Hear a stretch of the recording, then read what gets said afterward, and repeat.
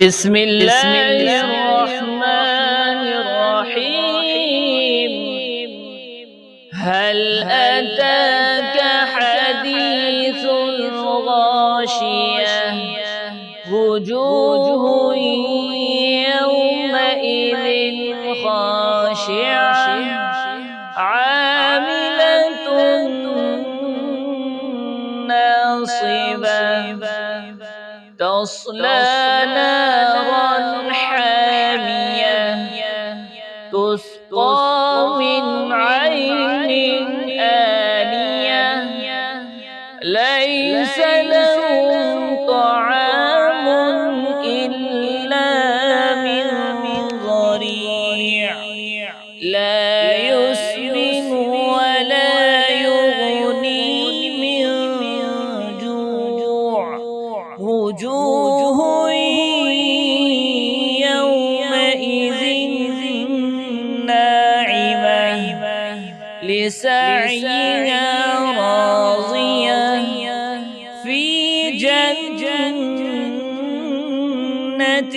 عالية لا تسمع فيها لاغية فيها عين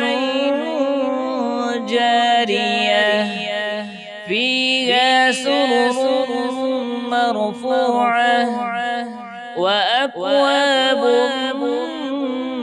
موضوعة ونمارق مصفوفة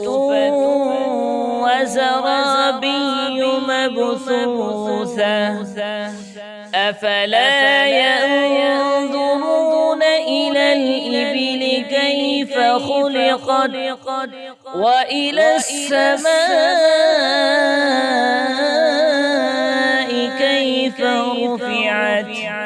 وإلى الجبال كيف نصبت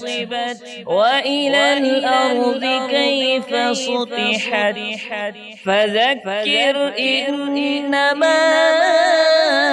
أنت مذكر لست عليهم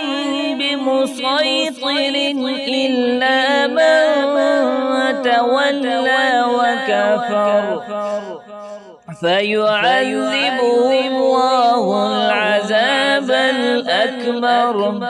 إن إلينا إيابهم ثم إن علينا حسابهم.